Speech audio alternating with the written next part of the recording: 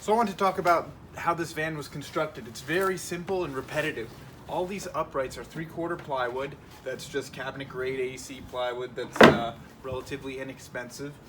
And it was about $30 a board. And there's 8 uprights on this side, 6 on this side, and they're all exactly identical. Some of them had to be notched to allow for the vehicle architecture, but aside from that, they're the same cuts. The cross shelves are 3/4 all the way at the back there. There's 3/4 for the Milwaukee containers. The 16-inch shelves, which are all of these up to that Milwaukee area, are 1/2-inch plywood with pocket holes in them.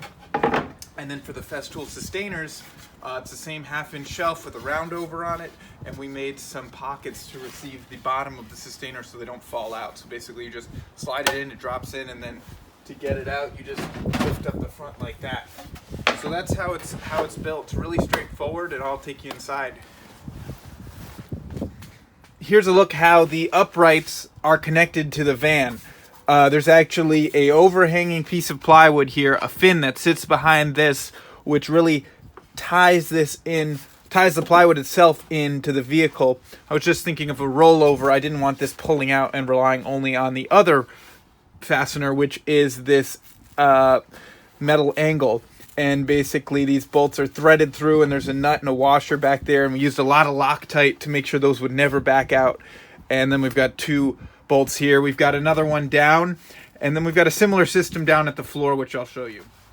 So at the floor here, you can see how it's made a connection. We just did lots of pocket hole screws, and then on the other side, we've got the same angle metal to tie it into this factory plywood. So that just keeps it from moving out. And if I adjust this up, you'll see there's another bracket situation right here, tying it into the mid-span of the van. A quick change of venue because I was freezing out there, but basically that gives you a quick idea of how the van was built. It was super simple. All of the shelves are repetitive cuts. All of the uprights are repetitive cuts, which makes building it a breeze. And if you have any questions, feel free to comment below and I will answer them as best I can. And don't forget to like, comment, and subscribe, and check out my other videos for more general contracting tips and van organization stuff.